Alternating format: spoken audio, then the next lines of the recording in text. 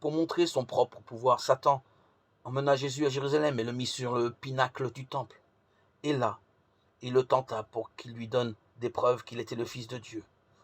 En se jetant de cette hauteur étourdissante, Satan vint avec des paroles inspirées de la Bible, car il est écrit « Il donnera des ordres à ses anges à ton sujet afin qu'ils te gardent, et ils te porteront sur leurs mains de peur que ton pied ne heurte contre une pierre. » Jésus lui répondit « Il est dit, tu ne tenteras point le Seigneur ton Dieu. » Luc 4, 10, 12. Satan voulait que Jésus présume de la miséricorde de son Père et risque sa vie avant d'avoir pu accomplir sa mission. Il avait espéré que le plan de salut échouerait, mais le plan était beaucoup trop bien établi et Satan était dans l'incapacité de le détruire, de le gâcher. Christ est l'exemple à suivre pour tous les chrétiens. Quand ils sont tentés ou que leurs droits sont remis en cause, ils doivent l'endurer patiemment. Ils ne doivent pas croire qu'ils ont le droit d'en appeler au Seigneur pour qu'il fasse démonstration de sa puissance, pour qu'ils puissent avoir la victoire sur leur ennemi, à moins que Dieu puisse être directement honoré et glorifié en le faisant.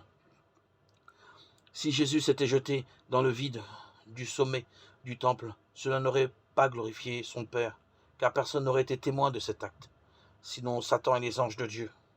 Et cela équivaudrait à tenter le Seigneur pour qu'il fasse la démonstration de sa puissance devant son ennemi le plus acharné.